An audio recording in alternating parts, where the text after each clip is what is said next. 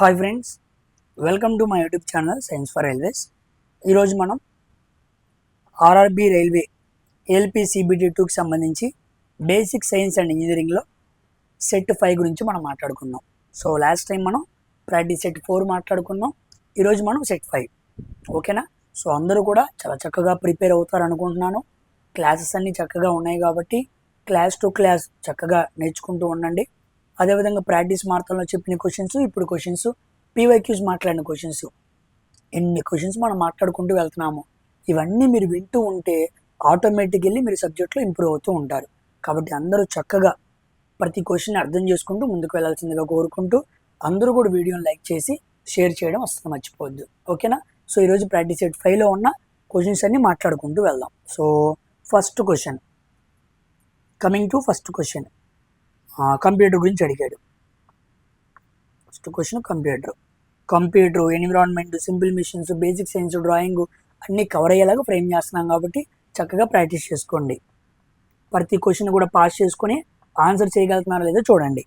A computer cannot boot if it does not have dash అన్నాడు. Computer అనేది booting జరిగింది. ఓకేనా? కంప్యూటర్లో ఏది లేకపోతే బూట్ కాలేదు అంటే బూటింగ్ జరగదు అన్నాడు. సో అసెంబ్లరా కాదు, లోడరా కాదు, కంపైలరా కాదు, ఆపరేటింగ్ సిస్టమ్ అన్నమాట. సిస్టమ్ అనేది బూటింగ్ జరగాలి అంటే ఆపరేటింగ్ సిస్టమ్ అనేది కంపల్సరీగా ఉండాలి. ఆపరేటింగ్ సిస్టమ్ అనేది మనకెక్కడో ఒక స్టోరేజ్ డివైస్లో ఉండిద్ది. అక్కడి నుంచి మెమోరీలోకి వచ్చి అక్కడి నుంచి ఎగ్జిక్యూషన్ జరగాలన్నమాట. ఆ ఆపరేటింగ్ సిస్టమ్ ఎగ్జిక్యూటింగ్ జరుగుతూ ఇన్పుట్ అవుట్పుట్ సిస్టమ్ బూటింగ్ మొత్తం జరిగి సిస్టమ్ ఆన్ అవ్వాలన్నమాట. ఓకేనా? ఇది మొత్తం జరుగుతూ ఉండిద్ది. ఇక్కడే కాస్త హార్డ్వేర్ చెక్ కూడా జరుగుద్ది అనమాట. హార్డ్వేర్ చెకింగ్ కూడా జరిగిపోయి మనకు కంప్లీట్గా బూటింగ్ అనేది ప్రాసెస్ జరిగింది. ఆ బూటింగ్ జరగాలి అంటే ఓఎస్ ఉండాలి. ఓఎస్ మీన్స్ ఆపరేటింగ్ సిస్టమ్ అన్నమాట. ఓకేనా? Simple question. Coming to second question, what is the term used when the main server sends mail to another mail server అన్నాడు. ప్రధాన సర్వర్ మరొక మెయిల్ సర్వర్కి మెయిల్ పంపించినప్పుడు ఏ ప్రోటోకాల్ని వాడతాడు? ఇది యాక్చువల్గా ప్రోటోకాల్కి సంబంధించిన క్వశ్చన్స్ అనమాట. ఏ ప్రోటోకాల్ వాడతాడు? టీసీపీ/ఐపీ కాదు, ఎస్ఎంటీపీ అనే ప్రోటోకాల్ వాడతారు. దీన్ని మనం ఏమంటామంటే సింపుల్, ఎం అంటే మెయిల్, టీ అంటే transfer, simple mail transfer protocol. దీని ద్వారా మనం ఒక ప్రాంతం నుంచి ఇంకో ప్రాంతంకి ఏం చేయొచ్చు? మెయిల్ సెండ్ చేయొచ్చు. So sending mails across the networks that is possible by SMTP protocol. ఓకేనా? మీకు ఎంఐఎంఐ అంటే నేను ఆల్రెడీ ఇది పీవైక్యూ క్వశ్చన్ అనమాట. ఎంఐఎంఈ గురించి కూడా మనకి పీవైక్యూస్లో మాట్లాడుకున్నాం. ఎందుకు దీన్ని ఏమంటారంటే మల్టీపర్పస్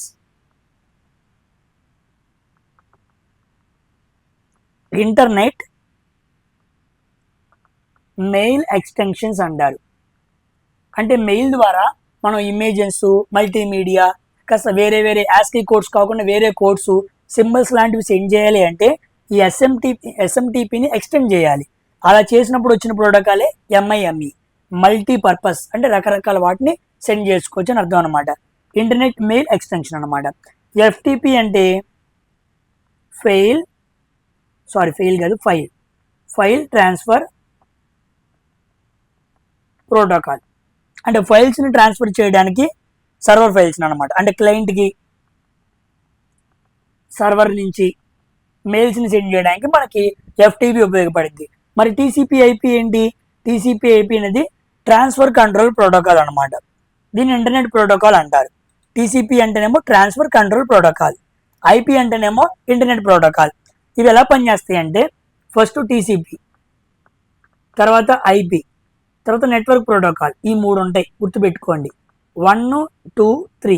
దీన్ని మన భాషలో ఒక రియల్ టైమ్ ఎగ్జాంపుల్తో చెబుతాను. మన దగ్గర 50 లెటర్లు ఉన్నాయి. మన దగ్గర పెద్ద మ్యాటర్ ఉంది. ఆ పెద్ద మ్యాటర్ని మొత్తం ముందు మనం ఏం చేస్తాం? బ్రేక్ చేస్తాం. 10 మందికి డేటా పంపించాలి. మన దగ్గర ఉన్న డేటా 10 మందికి పంపించాలి. ముందు ఏం చేయాలి? Breaking the data. కాబట్టి డేటాని బ్రేక్ చేయడానికి టీసీపీ/ఐపీ ఉండిద్ది. అంటే ఒకే మ్యాటర్ని 10 ఎన్వలప్స్లో పెట్టాను, 10 లెటర్లుగా తయారు చేశాను. ఓకేనా? తర్వాత ఎన్వలప్ మీద ఏం చేస్తాను? అడ్రస్ రాస్తా. అవునా కదా? Addressing data. ఆ లెటర్ని ఏం చేస్తాను, పోస్ట్ బాక్స్లో పడేస్తా. పడేసినప్పుడు అది ఏ రూట్లో వెళ్ళిద్దో తెలీదు, రకరకాల రూట్లో వెళ్ళిద్ది, కానీ రీచ్ ద డెస్టినేషన్ వెళ్ళిద్దా లేదా? Routing the data. నేను గుంటూరు నుంచి విజయవాడకి వేసా, అది విజయవాడ మచిలీపట్నం నుంచి వెళ్ళిద్దా, మంగళగిరి పై నుంచి వెళ్ళిద్దా, తిరిగి వచ్చిద్దా నాకు అనవసరం.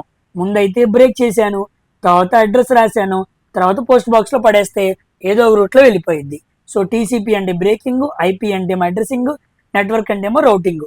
ఈ 3 ప్రోటోకాల్ కలిపి ఒక లెటర్ని మనం ఎలా అడ్రస్ రాసి పంపిస్తామో అలా పనిచేస్తాయి అన్నమాట ఇంటర్నెట్లో, across the internet.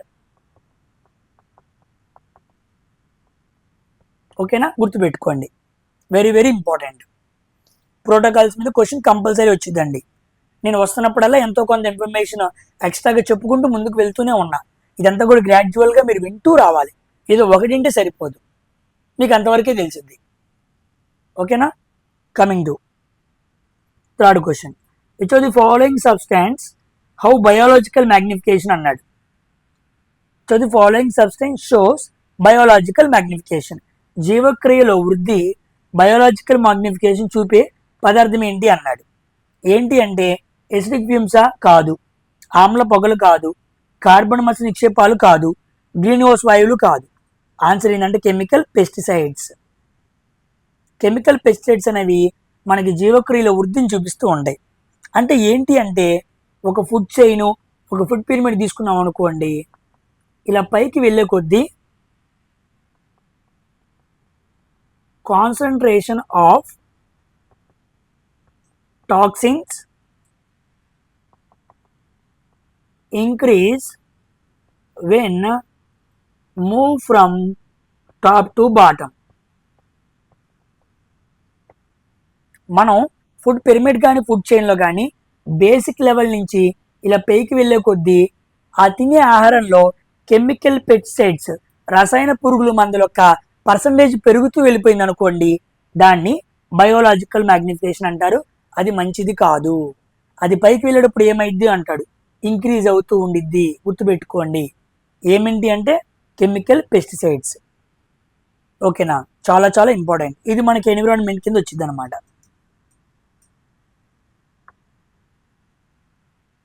Coming to fourth question. Which of the following is the unit of thermal conductivity of A materials అన్నాడు.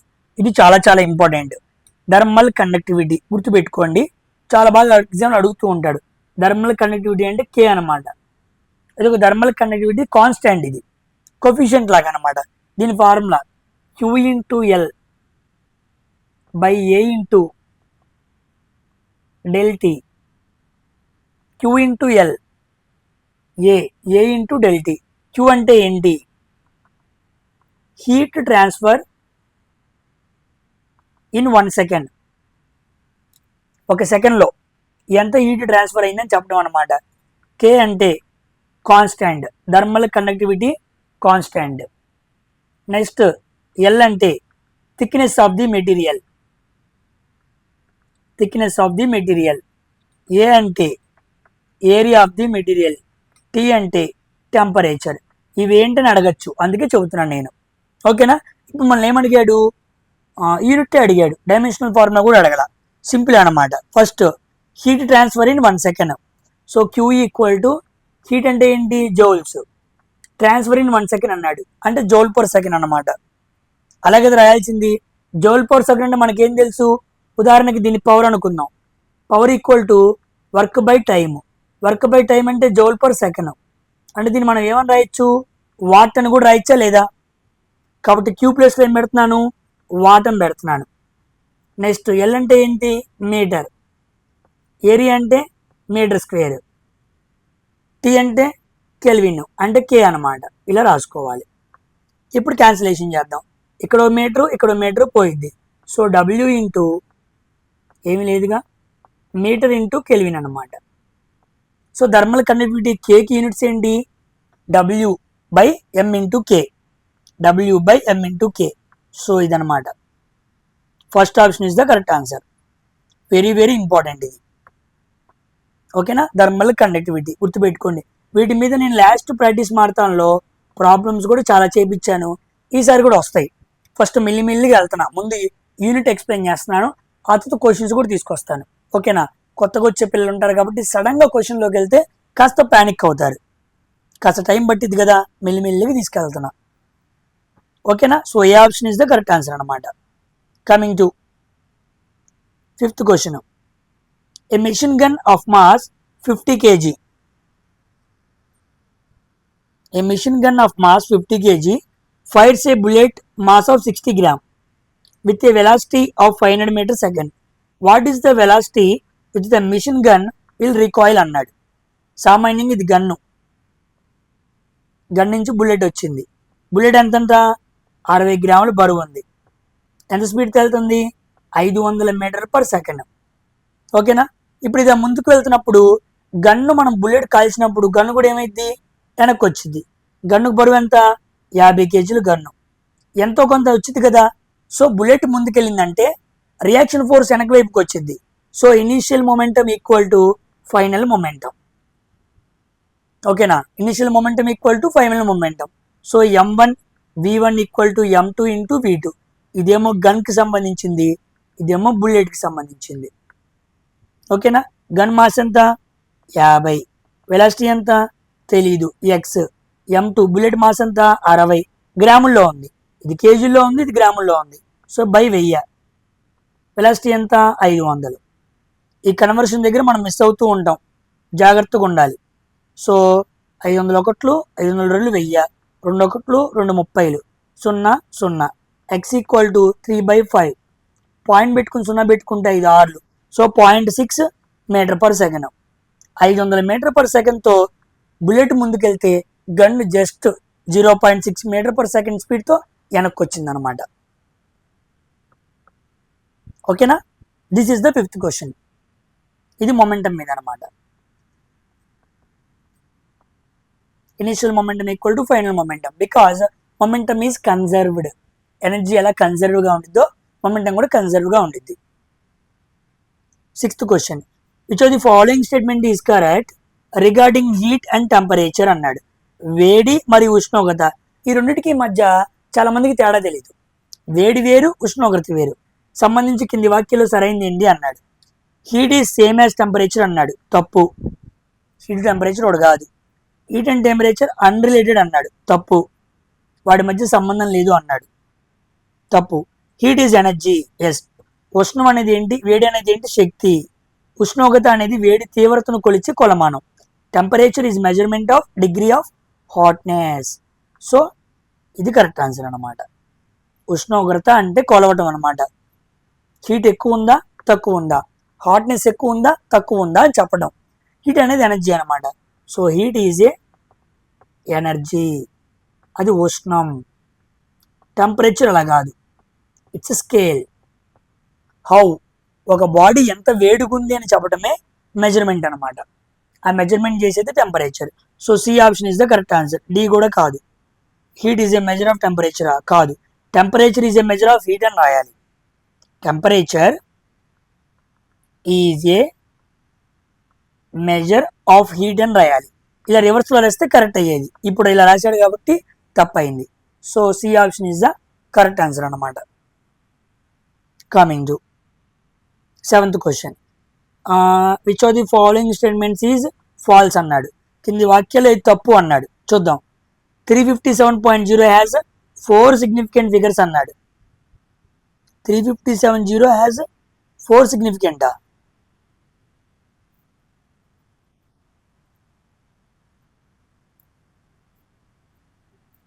ఓకే చూద్దాం. 1 2 3 4 5 5 ఉన్నాయి. 5 సిగ్నిఫికెంట్ ఫిగర్స్ ఉన్నాయి. కరెక్టే. 1 2 3 ఈ ముందున్న సీరియల్ పట్టించుకోకూడదు. ఆ జీరోస్ సిగ్నిఫికెంట్ కాదు. సో 3 సిగ్నిఫికెంట్ ఫిగర్స్ కరెక్టే.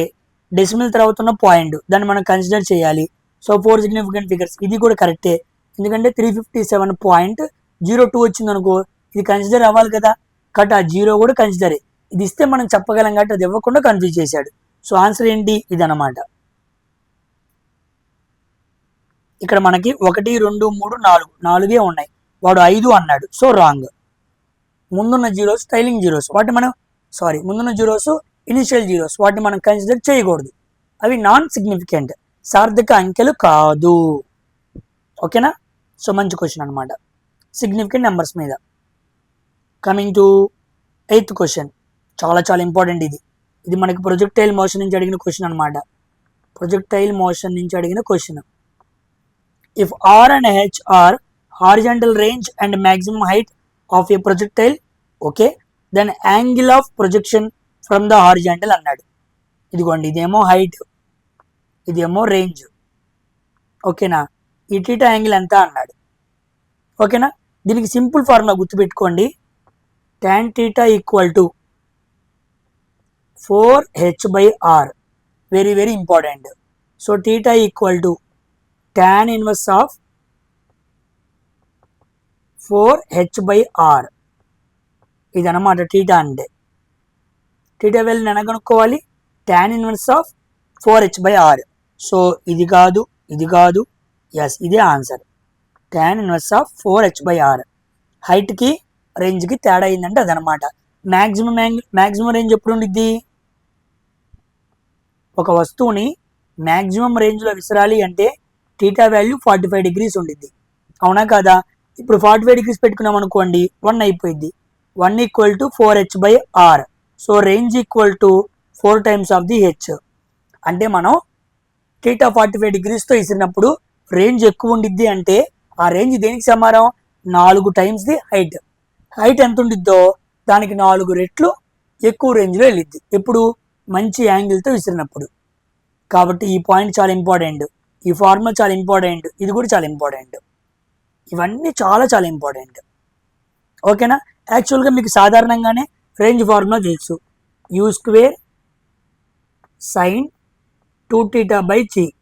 ఇలా కాకుండా h equal to u² sin² θ/2g. ఇదేమో హెచ్కి ఫార్ములా, ఇదేమో రేంజ్కి ఫార్ములా. ఈ రెండు సాల్వ్ చేస్తేనే మనకి ఇది వచ్చింది, నేను డైరెక్ట్గా చెప్పాను. ఓకేనా? ఈ ఫార్ములాలు అన్నీ గుర్తుపెట్టుకోవాలి, ప్రొజెక్టైల్ మోషన్స్లో ఇవన్నీ పడచ్చు. మంచి క్వశ్చన్ అనమాట ఇది. ఓకేనా? దీని మీద నేను ప్రాబ్లమ్స్ కూడా చేపించాను లాస్ట్ టైం, వస్తాయి, అవి కూడా వస్తాయి.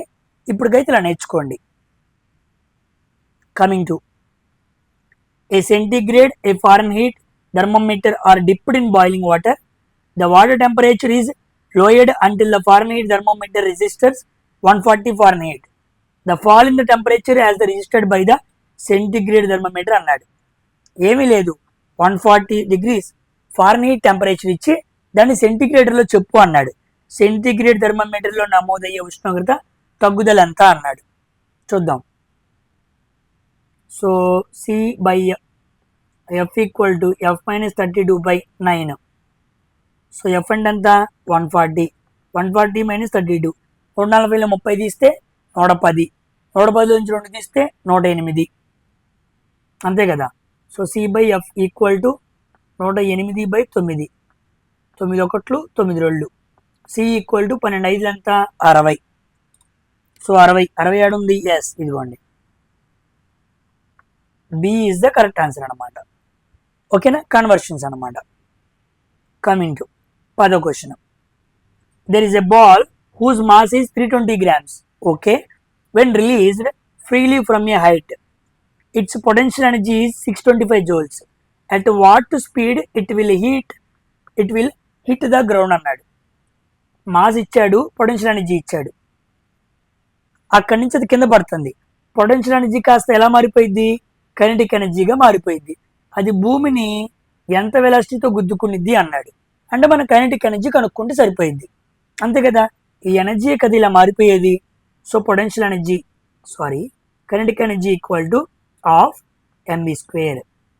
సో మనకి v² కావాలి. So v² equal to kinetic energy into 2/మాస్.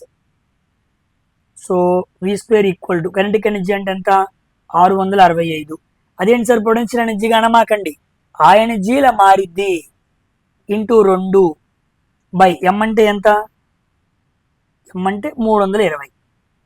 ఇక్కడ చూసారు గ్రామ్స్లో ఇచ్చాడు, మనం జాగ్రత్తగా ఉండాలి. గ్రామ్స్ని దీంట్లో మార్చాలి, కేజీస్లో మార్చాలి, అంటే బై 1000 పైకి వెళ్తే ఇక్కడ ఇంటూ 1000 అయింది, అంతే కదా. ఇప్పుడు చేద్దాం. 2 ఒకట్లు 2 16లు 0 వచ్చింది. ఈ 0 కొట్టేయండి. v² equal to 625 into 100/16. అప్పుడు ఏమైంది? v ఈక్వల్ టు మొత్తం రూట్ అయింది అనమాట. 625కి రూటు 25, 100కు రూటు 10, 16కు రూటు 4, 2 2 5 125/2 అంత వచ్చింది 62.5 మీటర్ పర్ సెకండ్. ఇది ఇక్కడ ఉంది. క్వశ్చన్ అంతా సింపులే కానీ క్యాలిక్యులేషన్లో ఉంది కదా.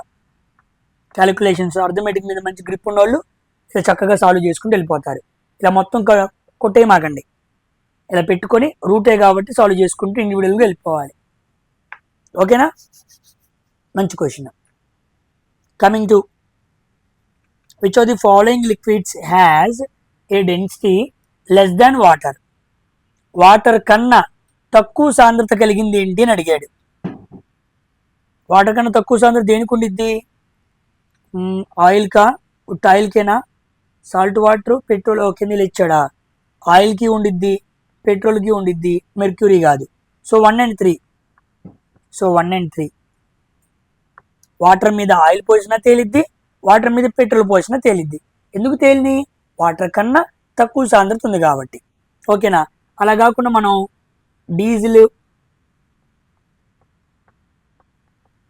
పెట్రోల్ ఈ రెండు పోసామనుకోండి, దీంట్లో దేనికి ఎక్కువ డెన్సిటీ ఎక్కువ? డీజిల్కే డెన్సిటీ ఎక్కువ. దేనికన్నా? పెట్రోల్ కన్నా. ఓకేనా? ఈ రెండింటికన్నా వాటర్కి డెన్సిటీ ఎక్కువ. కానీ ఈ రెండు ఫ్యూయల్స్ని మనం కంపారిజన్ చేసుకుంటే density of diesel is high compare to petrol. అందుకే మీరు డెన్సిటీ డీజిల్, పెట్రోల్ రెండు కొట్టించి ఒక బాటిల్లో పెట్టారనుకోండి, పైకి తేలిద్ది. ఏంటది? పెట్రోల్ తేలిద్ది. మనం డీజిల్ని, పెట్రోల్ని ఈజీగా సపరేషన్ చేయొచ్చు.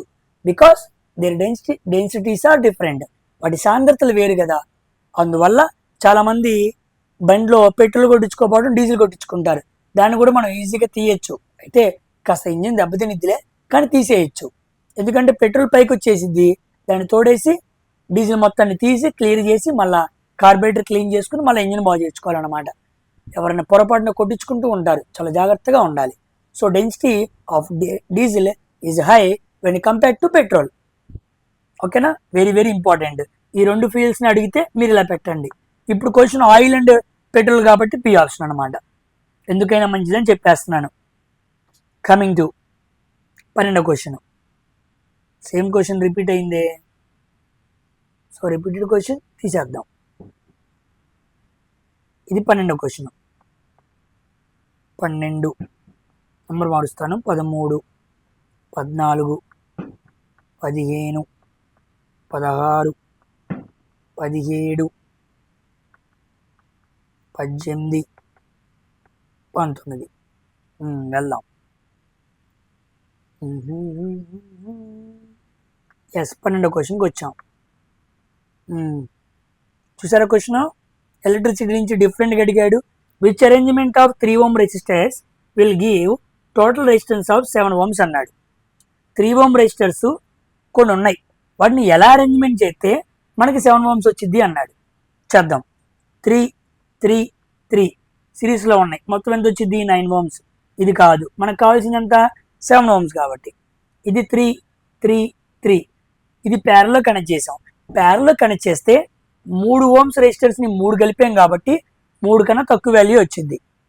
బికాస్ ప్యారలల్లో ఇచ్చిన ఇండివిజువల్ రెసిస్టెన్స్ కన్నా టోటల్ రెసిస్టెన్స్ ఎలా ఉండిద్ది? తక్కువ ఉండిద్ది. సో ఇది కాదు. Next question, next option. ఇది 3 ohms, 3 ohms. 3 × 3/3 + 3 6. 3 ఒకట్లు 3 2 1.5 వచ్చింది. ఇక్కడ 3 + 1.5 4.5. ఇది కూడా కాదు. ఇక ఆన్సర్ ఏమి ఇవ్వాలి? D option is the correct answer. ఈ అరేంజ్మెంట్లో పెట్టాలి. చెక్ చేద్దాం. 3 3 3 3 3. ఓకేనా? 1/3 + 1/3 + 1/3 3/3 ఎంత వచ్చింది? 1 ohm వచ్చింది. ఇది 3, ఇది 3. 3 + 1 4, 4 + 1 4 + 3 7. మొత్తం ఎంత? 7 ohms వచ్చిందిగా. So D option is the correct arrangement. 3 ohms resistors కలిపితే 7 ఓమ్స్ టోటల్ రెసిస్టెన్స్ రావడానికి ఇది కరెక్ట్ అరేంజ్మెంట్ అనమాట. మంచి క్వశ్చన్. ఇలాగా ఇండైరెక్ట్గా ఇస్తాడు, కాస్త మీరు అబ్జర్వ్ చేస్తూ ఉండాలి. ఓకేనా. Coming to 13th question. What will be the value of I in the given circuit when the current in the 3 ohm resistor is 2 amps అన్నాడు. ఇది మీరు పాస్ చేసుకొని చేయండి. మీరు ఎలా చేస్తారో చూడండి, నేను ఎలా చేస్తానో చూడండి. ఓకేనా. నాలాగే చేశారో లేదో గమనించండి. సింపుల్గా చేయొచ్చు. ఇదే మనకు తెలియదు అనుకోండి, పెద్ద పెద్ద కాన్సెప్ట్లో సాల్వ్ చేయాలి దీన్ని. నేను సింపుల్గా చెబుతాను. మనం కరెంట్ అడిగాడు. ఓకేనా. I in the given circuit when the current in the 3 ohms resistor, okay, ఇక్కడికి వెళ్ళే కరెంట్ ఇచ్చాడు. ఎంతంట? 2 amps అంట. మనం ఇక్కడ వెళ్ళే కరెంట్, టోటల్ కరెంట్ కనుక్కోవాలి. ఓకేనా. సామాన్యంగా 2 రెసిస్టర్స్ ఇలా ప్యారల్లో ఉన్నప్పుడు మీకు ఏం ఫార్ములా చెప్పాను? ఉదాహరణకి ఈ 3 ohmsలోకి వెళ్ళే కరెంట్ కనుక్కోవాలి. I3 ohms equal to I total current into opposite resistance 6 total resistance 9. ఇదనమాట ఫార్ములా. సింపుల్. ప్యారలల్లో ఉన్నప్పుడు కరెంట్ కనుక్కోవడానికి ఇలా కరెంట్ డివిజన్ రూల్ చెప్పాను నేను. ఇప్పుడు I3 ohmsలోకి వెళ్ళే కరెంట్ ఎంత ఇచ్చాడు? 2 amps అని వాడే ఇచ్చాడు కదా. So 2 amps equal to I total తెలీదు into 6/9. 3 2 3 2 2 cancel. I total equal to 3 amps. అవునా కదా. సో ఇదంతా 3 amps అనమాట. ఇలా వెళ్ళే కరెంట్ ఎంత? 3 amps. ఇక్కడ రాగానే ఏమైంది? డివైడ్ అయింది, ఇటు 2 amps వెళ్ళింది. ఇప్పుడు దీని దగ్గర వెళ్ళే కరెంట్ ఎంత? 1 amp. ఇది మొత్తం 3 amps అని అనుకున్నప్పుడు ఇది కరెంట్ డివిజన్ రూల్ జరిగింది కదా. బ్రాంచ్ ఉంది కదా, ఇటువైన 2 amps వెళ్ళిందంటే ఇక మిగిలిన 1 amp ఇంతే కదా. 3 లీటర్లో 2 లీటర్లు వెళ్తే కిందకు 1 లీటర్ వచ్చింది. సో 6 ohms గుండా వెళ్ళేది 1 amp. మనల్ని అడిగింది ఏంటి? టోటల్ వాల్యూ అడిగాడు. So 3 amps is the correct answer అనమాట. సింపుల్గా సాల్వ్ చేసేయచ్చు when you know the current division rule formula.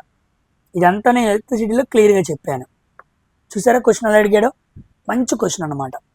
ఇది తెలియకుండా నువ్వు సాల్వ్ చేసుకో, రకరకాలుగా ఉండిద్ది. అందుకే నేను చెప్పేలోపే మీరు పాస్ చేసుకుని చేయండి. మీరు ఎంతవరకు చేయగలుగుతున్నారు, మీ ఆలోచన విధానం ఎలా వెళ్తుందనే ఒక ఐడియా వచ్చింది. ఓకేనా. నేను చెప్పిందే గుర్తుపెట్టుకోవాల్సిన పని లేదు. ఒకవేళ నాకన్నా ఎఫిషియెంట్గా చేశారనుకోండి, గుడ్, మంచిదే. నెక్స్ట్ క్వశ్చన్ 14వ question. The proper representation of series combination of cells obtaining maximum potential.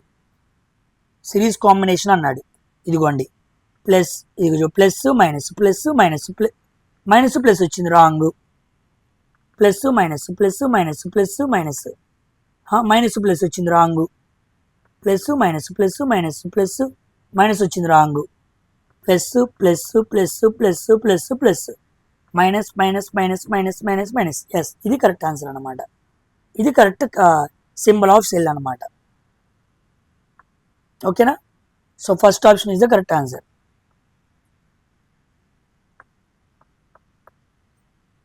Very very important.